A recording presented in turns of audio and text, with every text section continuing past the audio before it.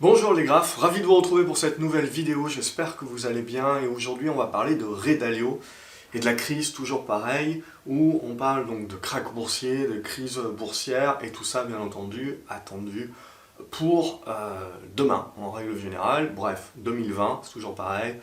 On peut dire on pouvait dire les mêmes choses en 2018, en 2019, en 2020, bref. C'est toujours la même chose avec les crises, les krachs boursiers qu'on essaye de prévoir, etc.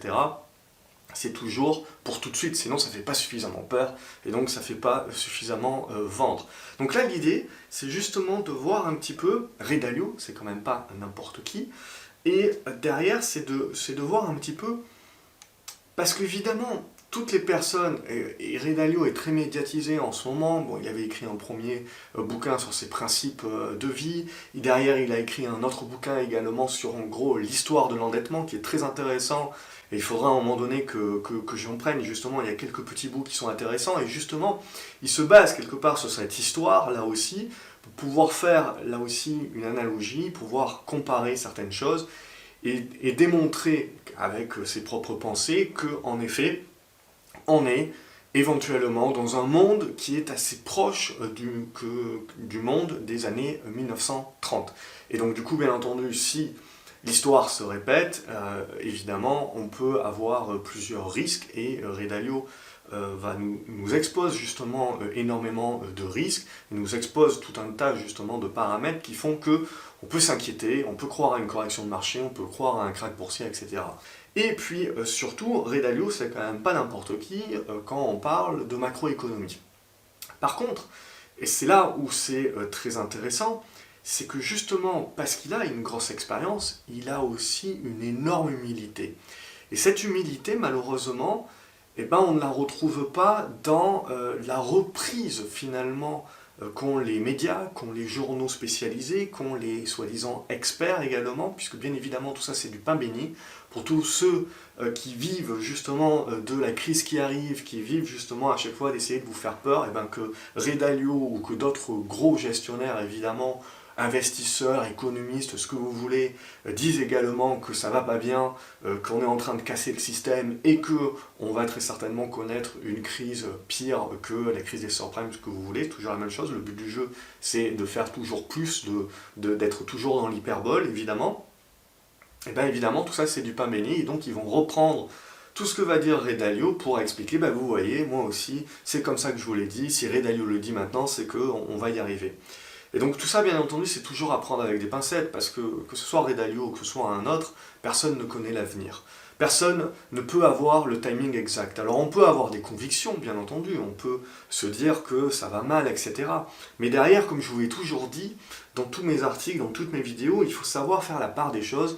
Et si on veut être un investisseur à succès, si on veut gagner plus que perdre, eh ben, il faut être dans la capacité de dissocier les choses. Et on va dissocier les choses justement en étant dans cette capacité d'avoir des convictions macroéconomiques potentiellement, et de croire potentiellement que le monde demain, en effet, sera moins riche que le monde d'aujourd'hui, sera moins intéressant d'un point de vue opportunité d'investissement que le monde d'aujourd'hui, et aura certainement des rentabilités qui seront moindres que celles d'aujourd'hui. On a le droit de le croire. Mais derrière, il faut regarder ce que fait le marché aujourd'hui, et suivre ce que fait le marché aujourd'hui. C'est comme ça que l'on gagne en bourse. Et donc il faut éviter de mélanger ses convictions personnelles avec justement derrière en anticipant ce que devrait faire le marché, ce que fera le marché. Là évidemment c'est là où la catastrophe se met en place, et c'est là où justement, on l'a vu, et je vous avais partagé ce graphique là d'une étude de JP Morgan justement, qui reprenait entre guillemets tous les gros gourous, alors surtout des gourous américains,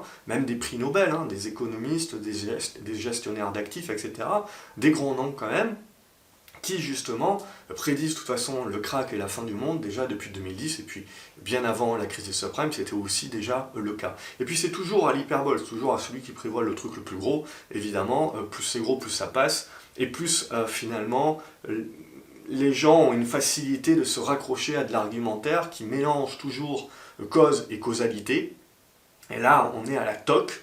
Et tout de suite, bien évidemment, eh ben, ça, on croit que c'est du rationnel, et que donc du coup, ça nous séduit, et on se met à croire justement à la théorie qui nous est exposée, mais qui n'est rien de plus qu'une théorie. Surtout, très souvent par des personnes qui n'investissent pas eux-mêmes et qui, de toute façon, s'ils le faisaient et suivaient ce qu'ils recommandaient, ils seraient d'ores et déjà ruinés. Donc, bien entendu, la longévité d'un père Mabère, finalement, c'est sa capacité à ne pas investir, à ne pas suivre ses propres convictions. Et justement, donc du coup, ce que l'on voit, c'est que tout est repris de Ray Dalio, justement, pour expliquer justement que on va vers la crise, la montée du populisme, etc., nous fait penser justement au début des années 30, et puis on sait tous ce qui s'est passé dans la foulée, c'est-à-dire de l'inflation, voire d'hyperinflation, qui a fait monter encore plus les populistes au pouvoir, et puis bien entendu, derrière, qui a amené à des changements politiques qui sont le pire qui puisse arriver quelque part à un marché. Bien que, si on regarde comment les marchés, surtout américains, se sont développés à partir du moment où il y a eu la guerre, bon, on peut là aussi remettre en question cette chose-là. Donc, la première chose qu'il est important de noter, et donc le but du jeu, c'est pas de critiquer ce que va nous dire Ray Dalio. De toute façon, il n'y a pas que Ray Dalio qui le dit, il y a beaucoup de personnes qui disent des choses. Mais pour moi, voilà, le but du jeu, c'est toujours prendre un petit peu ce qui nous est prémâché, ce qui nous est justement prémâché d'une certaine façon pour nous séduire, parce que du coup, l'argumentaire est simple à comprendre, et donc du coup, forcément, on a plus d'atomes crochus, et on va confondre cause et causalité. Et en tant qu'investisseur, il n'y a rien de pire. Il n'y a rien de pire, justement, que de se laisser convaincre d'un point de vue macroéconomique, et donc ça va influencer nos prises de position. Potentiellement, on va réduire la voilure maintenant alors qu'on n'a pas de signaux. Potentiellement, on va vendre des titres alors qu'on n'a pas de signaux, et potentiellement même, on va prendre l'inverse de nos positions et on va commencer à vendre le marché alors qu'il n'y a pas de signaux. Et là, il n'y a rien de pire en mode anticipation. Donc ce que nous dit Ray Dalio, et ce que reprennent la plupart des gens, c'est que tout de suite, Ray Dalio est super baissier, il entrevoit le krach boursier, il entrevoit en gros la fin du système, etc. Donc allez, vous vendez tout et on achète de l'or, on achète des terrains et on se planque dans notre cave.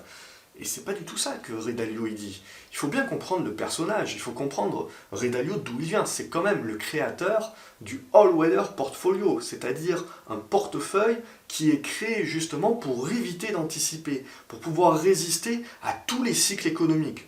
Ce que nous dit Ray Dalio, ce n'est rien de plus que vous-même, les convictions économiques que vous pouvez avoir, mais qui n'ont rien à voir et qui n'impactent en aucune manière vos prises de position. Vous attendez que le marché vous démontre que vous avez raison avant de prendre ces positions-là. Et Ray Dalio, il fait exactement la même chose. Alors on peut voir Ray Dalio prendre des positions vendeuses de X milliards, etc.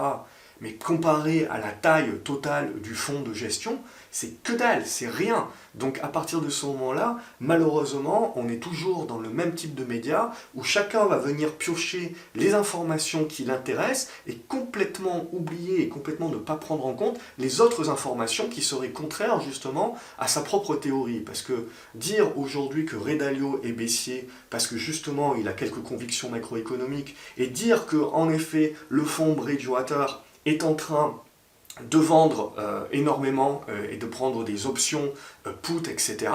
Ok, très bien, mais qu'est-ce que ça représente par rapport à tout le fonds, toutes les autres positions qui sont acheteuses, toutes les autres positions qui sont obligataires, toutes les autres positions qui sont cash, etc. Ça représente quasiment rien. Donc ce qu'il faut bien se dire, et que justement Bridgewater, tout simplement, ce n'est pas que du all-weather, hein, il y a un paquet d'autres fonds, et ce qu'il faut bien se dire justement, c'est que Ray Dalio, c'est parce qu'il s'est planté, et il s'est planté un paquet de fois justement sur ses anticipations macroéconomiques, qu'il a eu l'idée de créer ce all-weather portfolio, qui est justement investi en permanence dans plusieurs classes d'actifs qui sont capables justement de résister et de performer, peu importe le cycle économique. Donc le but même et la mentalité de Ray Dalio, c'est de se dire, on a le droit d'avoir des convictions, mais moi, de mon expérience, ce que je ressens, c'est que je vais finalement avoir une contre-performance de vouloir anticiper mes convictions macroéconomiques. Et donc c'est pour ça que je crée un portefeuille all-weather qui est là justement pour éviter d'anticiper. Et je fais juste du rebalancing. Et c'est ce qui a fait la notoriété de Ray Dalio. Ce qui a fait sa notoriété, c'est tout simplement de pouvoir dégager à chaque fois des profits dans des années où la plupart et la majorité des gestionnaires de fonds se sont fait laminer. 2007-2008 et puis plus récemment 2018.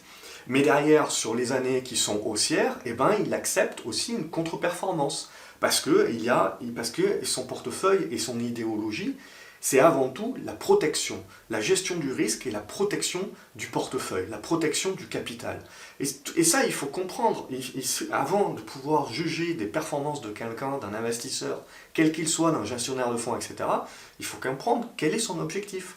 Aujourd'hui, l'objectif de Ray Dalio, c'est de protéger le capital. Il n'est pas là pour battre le marché chaque année, il n'est pas là pour justement faire des performances exceptionnelles, non, il est là pour gérer le risque. Et donc, il crée des portefeuilles, justement, des gestionnaires, alors, pas que lui, bien entendu, c'est surtout plus lui maintenant, aujourd'hui, et son but, vraiment, c'est avant tout de protéger le capital. Donc il faut bien comprendre d'où on vient, parce que, je veux dire, dans les années 70, Ray Dalio, il a compris ça. Pourquoi? Parce que sa première anticipation macroéconomique, qui a été de parler justement d'un krach boursier, justement après le fait que Nixon cassait Bretton Woods, justement, avec la décorrélation entre l'or et le dollar, pour Ray Dalio, lui, c'était un signe fort, justement, de la baisse des marchés et du fait qu'on aurait un krach sur les marchés. Et puis, patatras, dès le lendemain, le Dow Jones gagnait quand même, je ne sais plus, 3 ou 4%.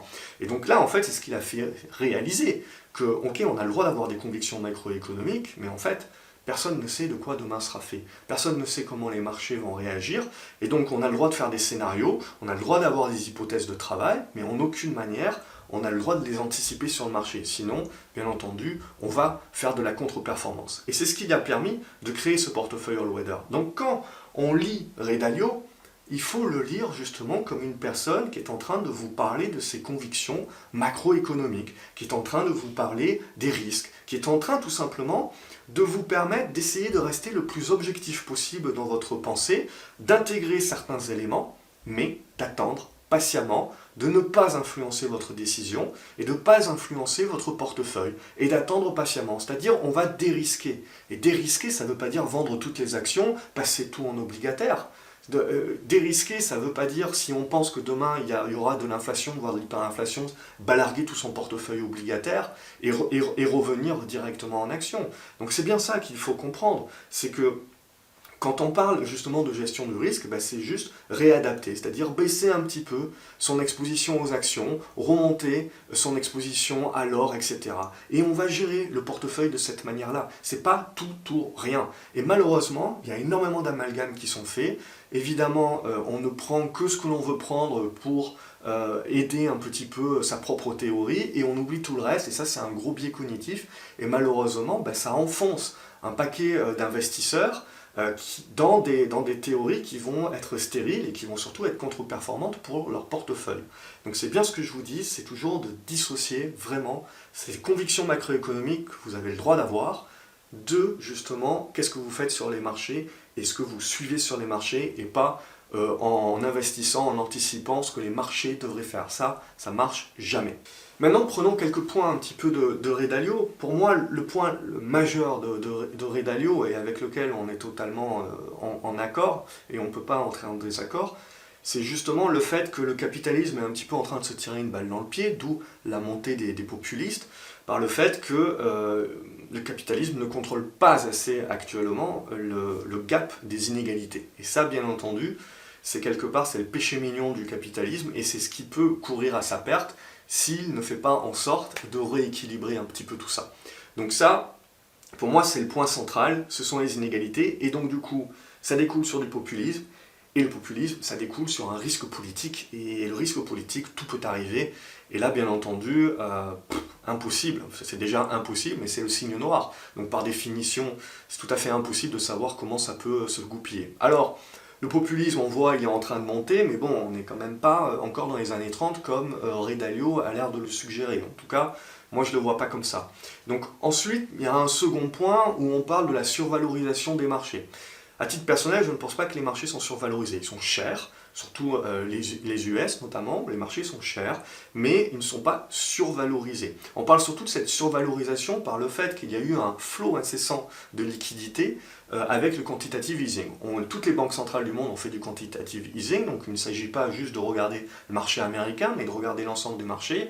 Ce que l'on voit, c'est que le marché américain est cher, le marché européen est plutôt bien pricé dorénavant avec les hausses récentes, mais après, voilà, on n'a pas non plus des survalorisations énormes sur le marché. On pouvait croire qu'on en avait une sur l'Inde, on peut toujours le croire derrière, on a commencé un petit peu déjà à baisser, mais derrière, on a encore des marchés qui sont assez peu chers, et des marchés qui sont relativement bien valorisés, et des marchés qui sont un petit peu chers actuellement. Mais on n'est pas non plus dans une survalorisation mondiale, alors que la planche à billets tourne à plein. Il y a beaucoup de personnes, parce que c'est facile à comprendre, je pense que c'est complètement faux, qui vous disent, voilà, parce qu'on a fait du quantitative easing, c'est ce qui a permis au marché de monter. Alors, prenons l'exemple.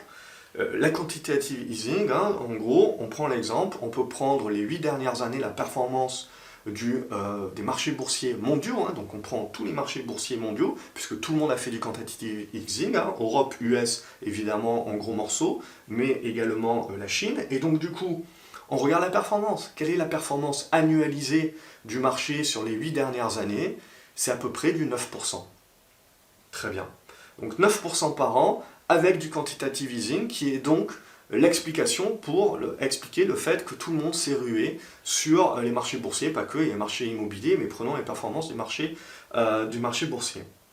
Regardons les performances des 30 ou 40 dernières années des marchés boursiers, là aussi mondiaux. Vous êtes à combien?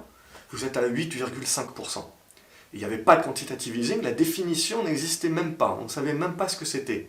Donc, pour moi, l'argument ne tient pas. Expliquer uniquement la survalorisation apparemment des marchés uniquement de par le quantitative easing, non, ça tient pas aujourd'hui. Vous avez un marché qui est monté de la même manière que les marchés boursiers sont montés précédemment.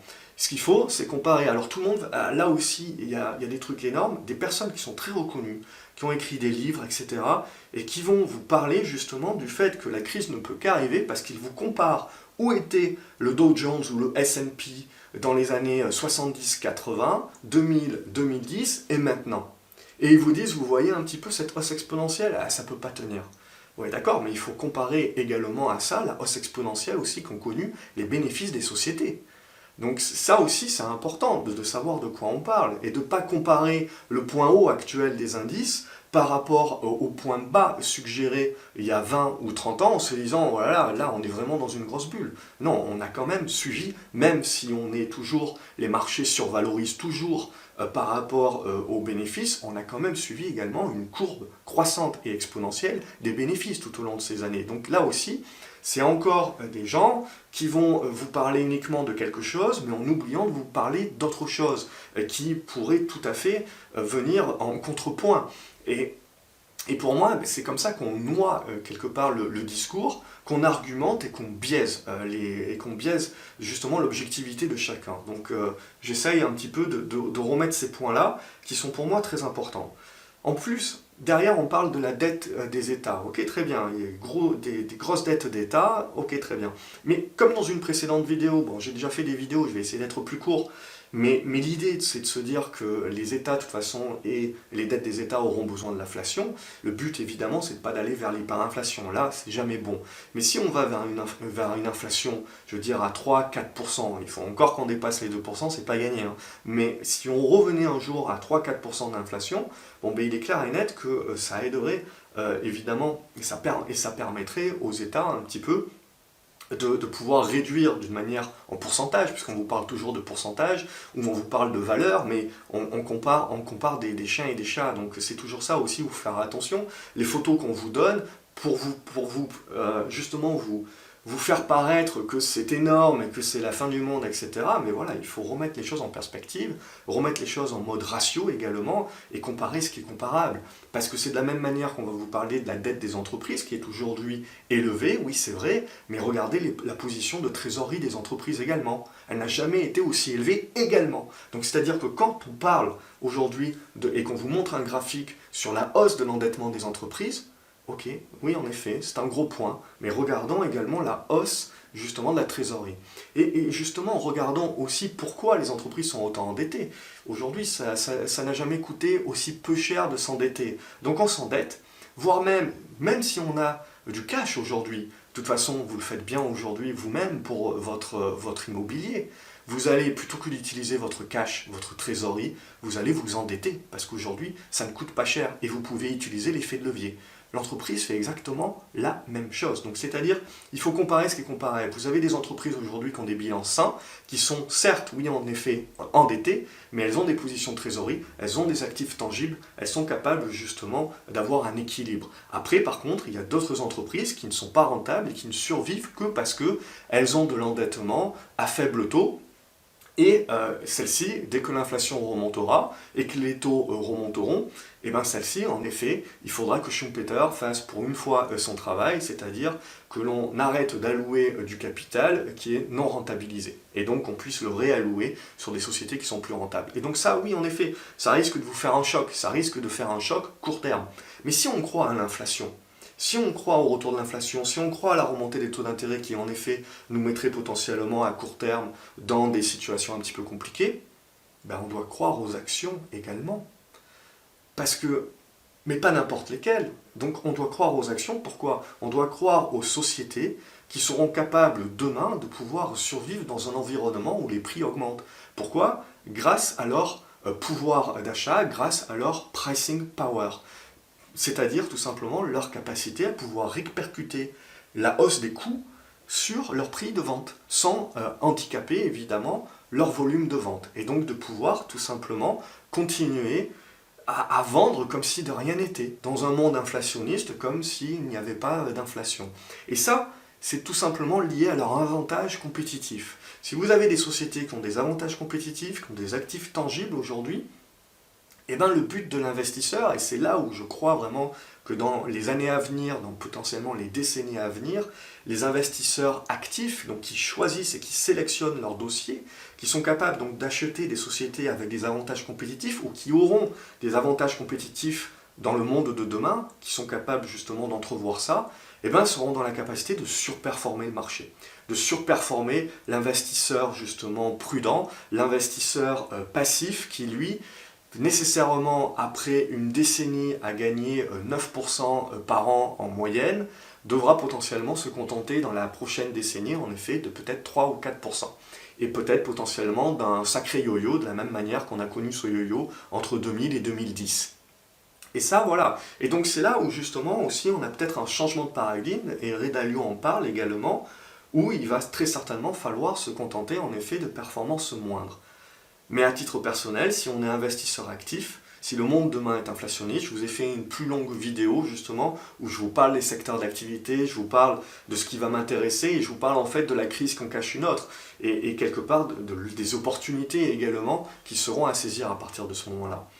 Et c'est là, donc je ne vais pas rentrer plus dans le détail, et c'est là pour moi où voilà, il faut ne pas avoir peur de la crise, ne pas avoir peur justement du krach, parce que si on est toujours voilà, dans cette capacité-là de rechercher des bons dossiers, de rechercher de l'actif tangible, des valeurs qui ont des avantages compétitifs, qui seront durables, eh ben on a la capacité de pouvoir battre le marché, même quand le marché est baissier.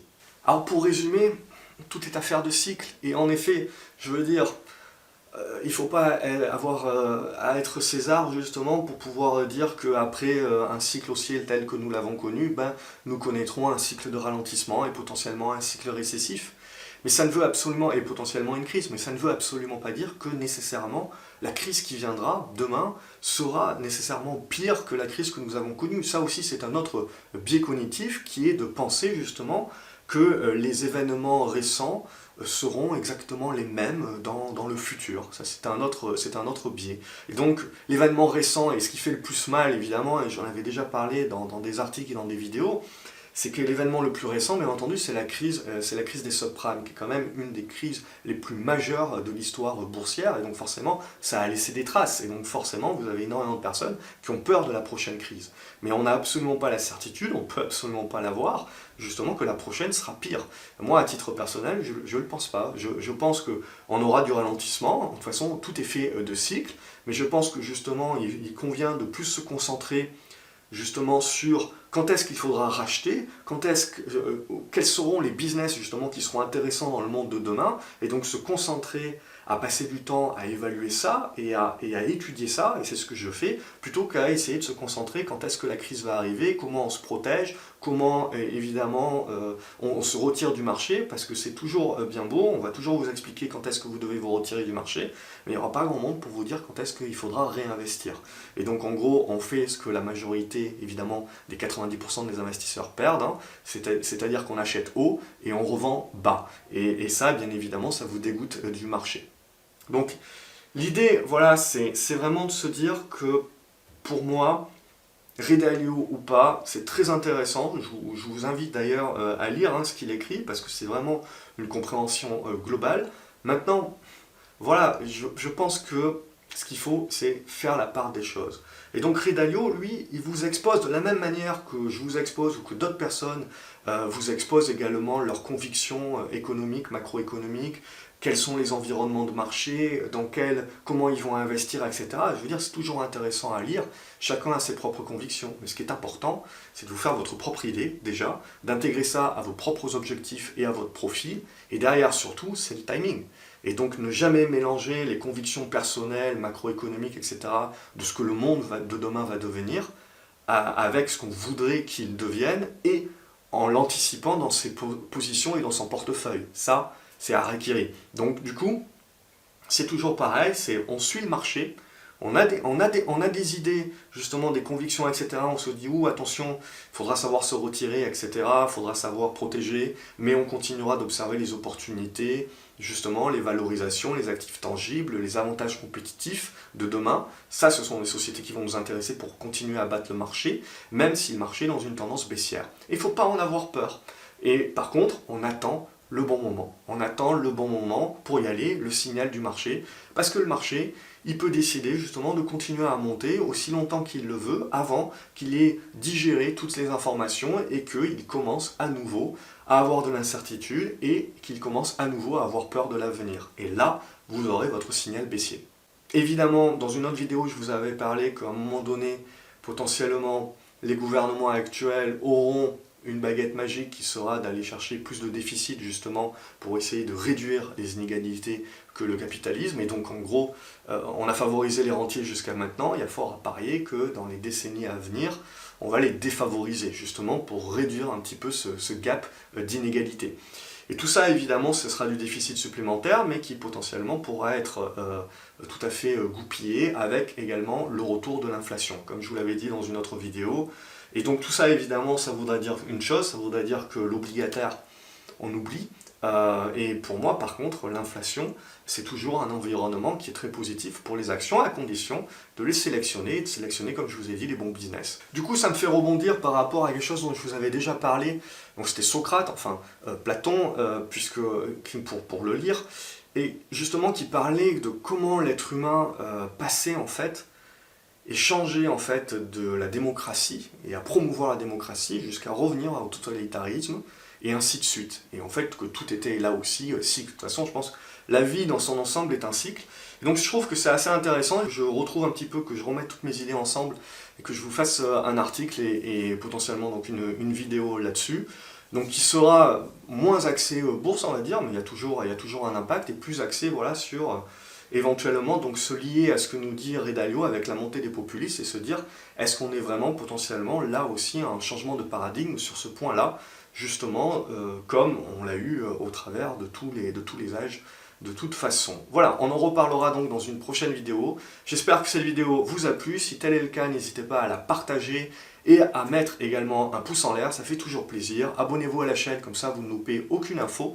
Quant à moi, je vous retrouve dans les commentaires pour discuter de vos convictions. Vous avez le droit de ne pas avoir les mêmes convictions, vous avez le droit donc d'exposer vos propres convictions, puisque le but de cette vidéo, c'est d'être la plus objective possible. Donc on a le droit justement de croire A ou de croire B. Donc n'hésitez pas à argumenter dans le dialogue toujours, et ça permettra voilà, de rendre cette vidéo la plus exhaustive possible, et donc d'aider chacun à garder une certaine objectivité. C'est comme ça que l'on continue à être un investisseur performant. Je vous souhaite une excellente journée, et je vous retrouve donc dans les commentaires. Salut les graphes!